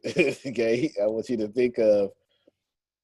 I'm going to use some polarizing figures, and I'm going to use a bunch of them as not to. I don't want you to think Republican or Democrats. I'm going to use a bunch of people. Okay? Bernie Sanders, pretty likable guy. Okay? Donald Trump, pretty likable guy. If you like non-likable guys, right? Like, you got to think about this for a second. You do. If you're a wrestling fan, Stone Cold Steve Austin was the good guy. He was a rebel, but he was a good guy. The bad guy in Stone Cold Steve Austin's era was The Rock. Yes, no, The Rock was the bad guy. The Rock was, his job was to play a bad guy. He was a bad guy. The Rock was a bad guy. The Rock was a bad guy. Okay, he was. That's why him and Stone Cold kept fighting. Now, The Rock was so likable as the bad guy. He's one of the greatest of all time because we were like, I like the bad guy. He made you like the bad guy. Well, that too. You know, he was fine with his Hawaiian self. Yeah, you know, he was, right? But honestly, right? This is one of those things to where if you're gonna be the bad guy, be the all the way bad guy. There's some actors in Hollywood. Hugo Weaving is one of them. Who knows who Hugo Weaving is? I'll show you Hugo Weaving and Michael J. Fox because of, you know, somebody that doesn't know Michael J. Fox. You know, not gonna call that person out at all. Yeah, here's Michael J. Fox over her. Okay, Michael J. Fox, the Michael J. Fox. Look at him, this pretty boy. Okay, he's a really likable guy. He's a really likable guy. Hugo Weaving.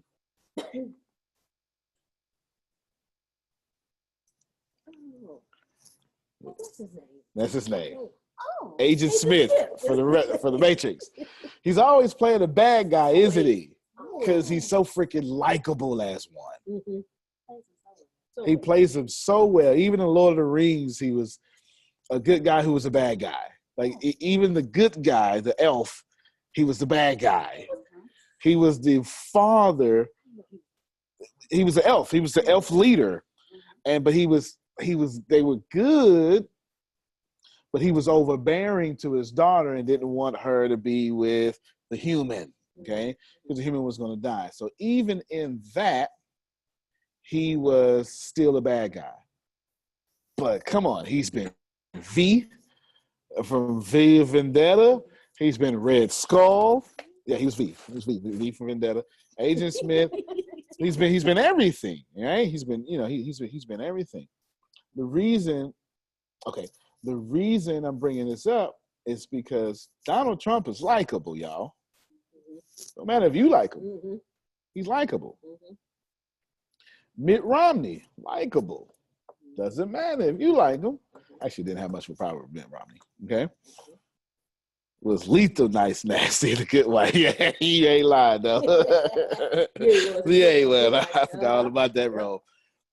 Brad Pitt, likable guy, right? Right. Angelina Jolie, likable. And some people, they get paid to be the bad boys. Robert Downey Jr. Okay, he was so bad he went to jail.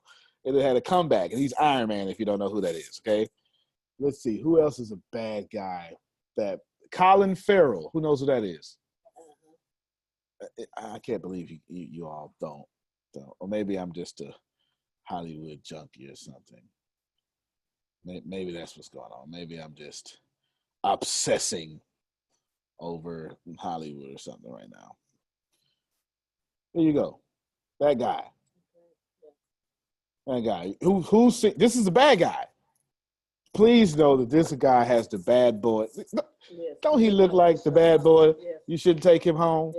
Your mama said don't take him home, but you can't help yourself. You got to take him home. You understand. Look at him. Look at the guy. Come on. If you're going to be likable or dislikable, or unlikable, I should say, then what you need to do is you need to go to the extremes.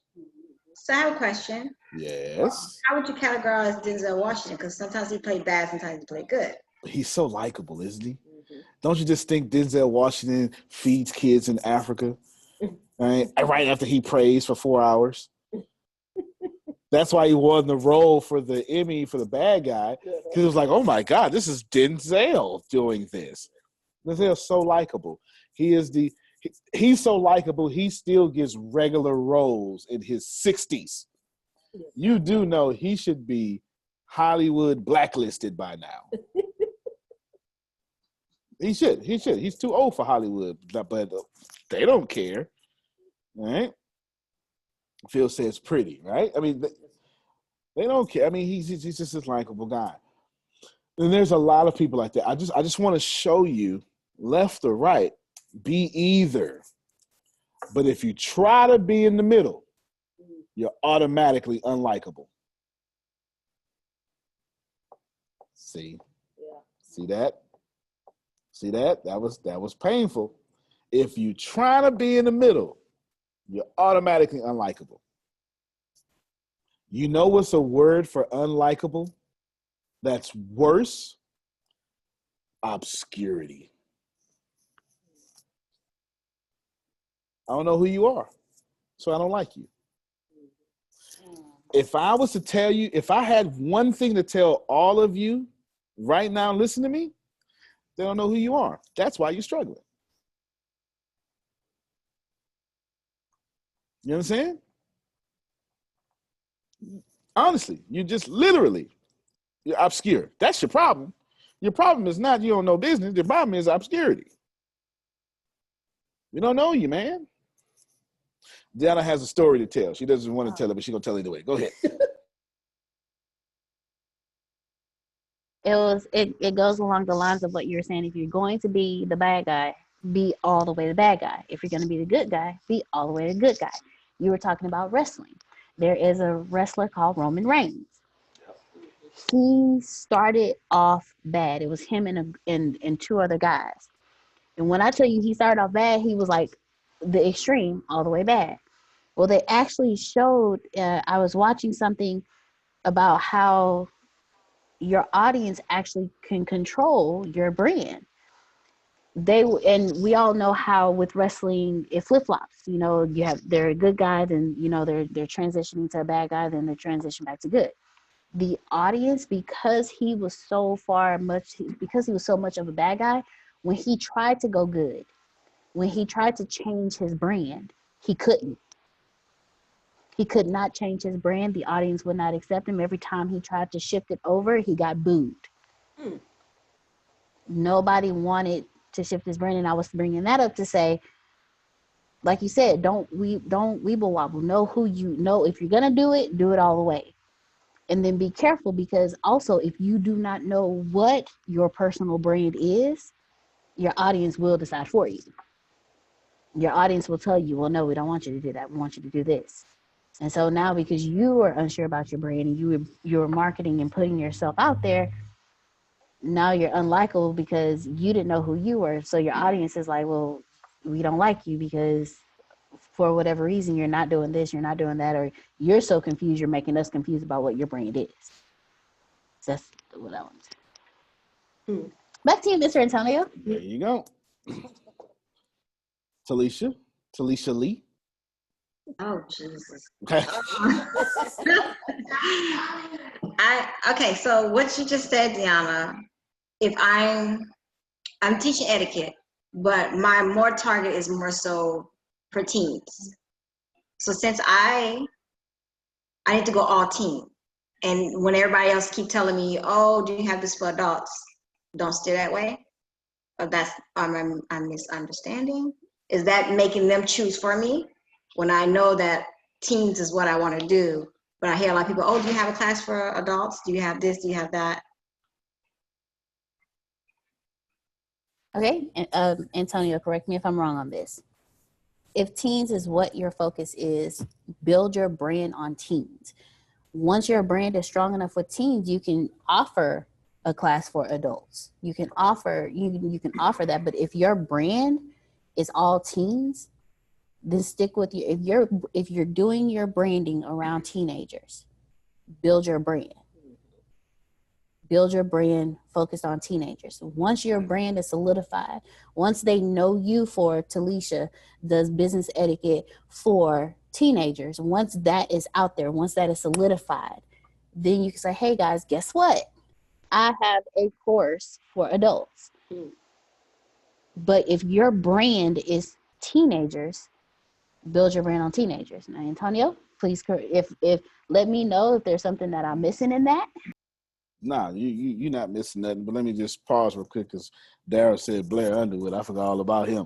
Yeah. He's so versatile. Yeah. He's also likable too. Yeah. He's so versatile. He's such a good actor because he's played a couple of roles. Maybe want to punch him in the face. Hey, Lawrence Fishburne too. I forgot Lawrence Fishburne too. That Ike and Tina. My grandmother don't cuss. I heard her cuss 2 times. One of those was watching What's Love Got to Do with It. Fooling around with Ike Turner. But no, I believe you captured everything. If you need to stick, the great thing about you, Talisha, is you got a lot of great things about you. But in this specific question, you don't chase money. And that's what's powerful, because if you chase money, you're gonna lose. You're gonna get deflated, and it's just never gonna be. And I don't mean that from a philosophical standpoint. I just mean when you chase money, you're obviously doing something that is not in your gift, right? And that's a good thing about you. You got that already. Stick with what your brand is. If you're gonna do teens, then what you want to do is you need to get sponsors. You need to. And actually, Talisha, this is what I would do if I was you. I would really start studying churches. All these pastors I've been on this call, Pastor Liddell, Daryl's got some pastorship going on, and I don't know, it just feels like Phil or Susan and pastor somewhere. Who knows, right? You want to literally start studying the church. I'm going to tell you why, because the church has an economic problem that you have. Or just any religion, okay? It's not just a church. But I want you to receive this. The church constantly serves the world. Mm-hmm. It creates a problem. Okay? That creates a problem. I'll break it. You got 4. Okay, all right. So everyone listen to me, because this is a business conversation. This is a business conversation. You have 4 type of members in the church. I actually just did this with Brian on one of his videos. And 4 type of members of the church. This is not a church conversation. This is a business conversation. Just allow me to use the church as a metaphor, but we're going to talk about the church. There are 4 different types of members. You have seekers, believers, doers or workers, and then disciples. All right? I'm going to rewind that. 4 different types of members of a church. This is your problem, Talisha. You're facing this problem and you don't know it. And a pastor that has survived their church for some years can help you in your etiquette business. You have 4 types of members. You have seekers, believers, workers, and the disciples. So Michelle, this conversation is now for you, because Michelle and we were helping somebody out of the church, and Michelle and Brian both asked me a question on the same day, about an hour apart. When does help enable people? When should you stop helping people? And I just sat back, I just sat back. I listened to Michelle and I listened to Brian. And then Brian finally asked me another question. Well, what would you do? And I said, well, here's the problem. The problem is, y'all don't understand how 80% of the church should be enabled. You're putting on top of people discipleship in all levels, and it's incorrect. And I'll show you. Seekers, I don't know what I'm trying to do. Somebody done died. I don't know what I'm doing. I just know what I'm doing ain't working. I need something. I don't know what I need. I don't know if this is true. I don't know no Bible. I ain't giving nothing. I ain't working. I get this dollar for offering. In fact, I don't even feel all that stuff. I'm just here because it's got to be something here that I can't get nowhere else. Seekers, they belong in your church. And as long as you're doing your church correctly, it's probably going to be the last thing to say for this call. As long as you're doing your church correctly, you're going to always have seekers in the church. Okay? Then you have workers. You have believers. I've grown from seekers to believers. I ain't there yet now. Daryl, he talking. He got me. Some of y'all are there right now. Some of y'all, all right. I'll prove it to you. I said it's a business conversation. Hey, Antonio. All right, my name is Antonio Smith. We're going to launch direct marketing, network marketing company out of this here. Okay. Some of you went, cool. 80% of you went, well, let me seek that out. All right, I'm starting to believe. And very few of you are like, all right, let's work. Okay, I'm going to break it down. You got seekers. Once you get past that seekership, you start saying, I believe it. I ain't all the way there. I still smoke my little weed. I got my little drinky drink, all that stuff. I ain't changed, but I ain't as bad as I used to be. I wish I had some real folk, right? I ain't as bad as I used to be. I'm still eating them Reese's now, which I'm not. I have resisted. It's been hard, but I have resisted. I've resisted, right? But that's that I believe I should be eating right, but I'm working on it, right? I'm not eating as many Reese's as I used to. You understand? That kind of stuff. They belong in your church. Then you have the workers. The workers is, look, I'm not seeking, I'm not believing, I'm ready. Look, I used to be so bad. I got this feeling in me. I got to do something. Please let me do something. Talisha is a worker. Okay? Talisha work. Antonio, y'all got that event going on? I got to do something. Come on, right? Can I come out there in the hot sun? Because it's hot in Texas, right? I'm a worker. Let me just do it. Let me sit down. Say, don't judge me. Right? Let me just do it. Let me just come out there. That's when you're filled with it. You're great. Having a good time. It's like, yes, I'm not a disciple, though. I'm a worker. I'm going to carry this sheetrock. I'm going to do all this good stuff. A disciple is someone who works for the church and can duplicate themselves. That's a disciple. That's only 20% or less of the church. So when you ask a question, I got you, Talisha. When you ask a question, well, should we keep helping people? Yeah, because 3 sections of those gonna need help. They're gonna need enabling. Everybody can't. How many you can write a $10,000 check? It ain't that many people on the phone call. You understand? There's not that many people on the phone call. And what you want to do is you want to understand these 4 different type of people. Now let me pause real quick because Talisha has a question because I'm about to tie it into Talisha's business. Go ahead, Talisha. Okay, being a disciple, you said me working with the church, that makes me have to be a disciple. Well, no. Right. As far as you, I would classify you as a worker. Okay. I would classify because you can't yet duplicate yourself. Not that you don't have the intelligence to do so. A disciple has the resources. You get it? Like you got the resources to help people and the right heart and knowledge and resources to help people too. You don't just have the haughty or the head knowledge, you also have the heart knowledge. But you can't just have heart knowledge, but can't give me $20 for gas either. You get it? If you can help me, but can't help me financially just for $20, you're not a disciple. You understand what I'm saying? You must, a lot of times do a lot of great work. You got to feed people's stomach before you can get their ears. Okay, so there the last pastor I spoke to, he mentioned to me, he said, I can help pass your information on. He said, the problem I'm having right now, why I can't give you the kids, he said, because the kids are of the age, the range that I'm looking for are not coming to the church. He said that they are fighting whether they want to be a Baptist or a Muslim. Wow, well, fair enough then. But see, here's the deal. So then what I would do as a businessman is I would see what are Muslims doing better than me. Because that's the real problem there. Well, it's not a problem, but that's the real actual thing there. The pastor just didn't process the information that way. Right? It's not the kids are deciding. It's the kids are seeing in his experience, well, here's the actual truth, his experience, not in his observation though, is the kids don't see value in his product. They see value in the Muslim's product.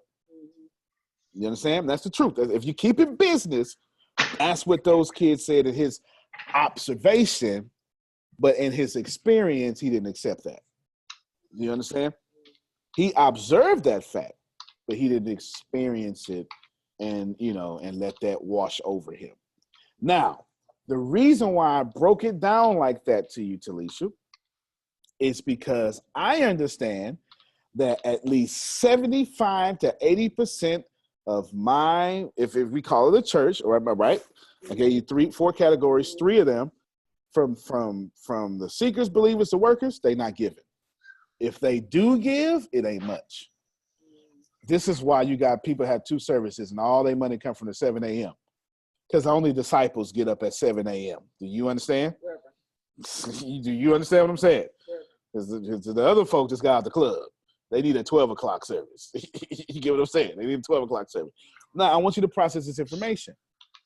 The reason I'm telling you that is because I want you to know, Talisha, you don't have a 75% problem. You got a 100% problem. Your teenagers can't pay. Do you understand? And you need, let me pause real quick and then we're going to wrap it up. Well, I'm already wrapping it up. I brought this up because Talisha asked Deanna a question about the teenagers being a brand. So I accepted that you want teenagers to be your brand. Now you have a church problem. You have a building full of people who need your product, who love your product, but can't give. Yeah. Do you understand? This is why I'm telling you to draw inspiration from pastors now and figure out what Liddell does to help people going. I'm going to tell you there's only 2 ways to make money in the church. Tithes, fundraising. That's it. That's it. Let me explain it a different way. From within, from without.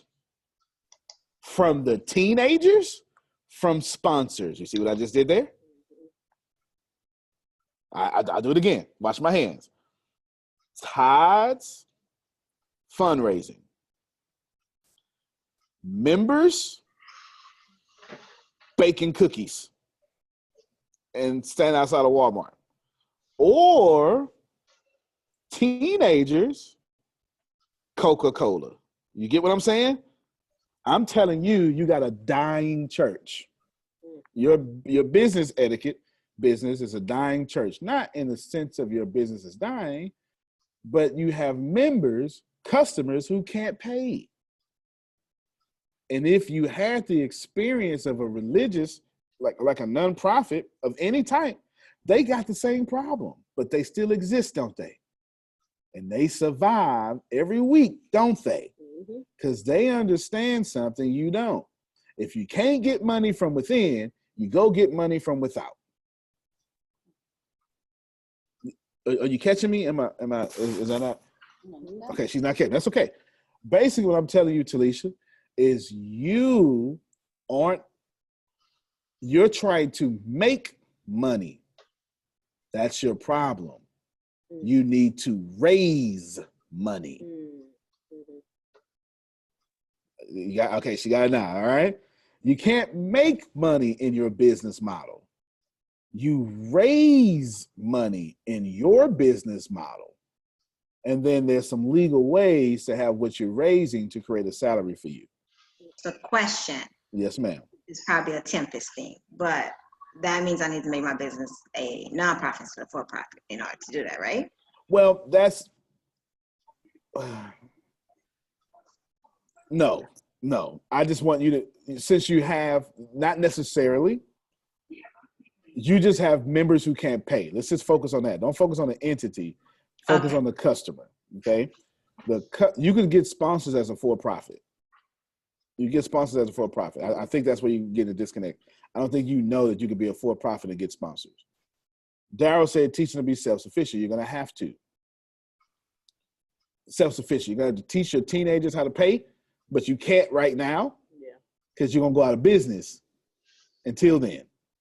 So what you need to do is go raise money. Hey, I'm not having this conversation with Talisha. I'm not 6 minutes over because I'm running my mouth. Yeah, she's not the only person here with this problem. Some of your business models don't allow you to make money. It allows you to raise money. And if you raise enough money, then you can create system structures, products, t-shirts to start making money. Y'all are in the backwards way. You're trying to do the hard part first instead of going out and raising money. You understand? Yeah. When we started this company, we went raised $35,000 first. And then we start making money. You understand? I couldn't say, I'm coaching y'all. By me. No. We had to raise money, get equipment, start building, start winning, get this, get that, put stuff on, get cameras, get this, and edit. And I put tons of content out, and then go, oh yeah, you've been seeing me winning, huh? All right, come on over here now. You get it? I had to show first. Yeah, look, look all that winning. I'm sorry, I didn't know you saw all that winning, but since you saw it, you know, $3,500 is what I first started charging for coaching. I'm way past that now. You get it. My first coaching package was $3,500. And I was like super excited someone paid for it because I had been doing it forever as a pastor for free. All right. That was super exciting. Nevertheless, land the plane. Learn from pastors. I don't say pastors. Learn from any religious organization. Because there's only two ways to make money. Now, if this information has been helpful for you, according to Talisha's problem, there's a thing here I need to explain to you. There's something called maintenance. Some of you are going to follow what I just said, and you're going to get a big old building and have big old overhead. And this is religious organizations' main problem. You're going to get all that member money or sponsor money, and it's going to go to the maintenance of your organization. And all you're going to do is rob Peter to pay Paul. Don't do that. Keep your maintenance low and your sponsorship high. Antonio T. Smith Jr., you can plant better. You can dominate. Thank you all, ladies and gentlemen. Appreciate you. Any more classes for tonight? All right, we'll be with Adele, making him some money, shooting some videos. You'll see the video here soon. Darren, I'm going to call you later. Oh, he already hung up. All right, everybody, so appreciate you. See you later.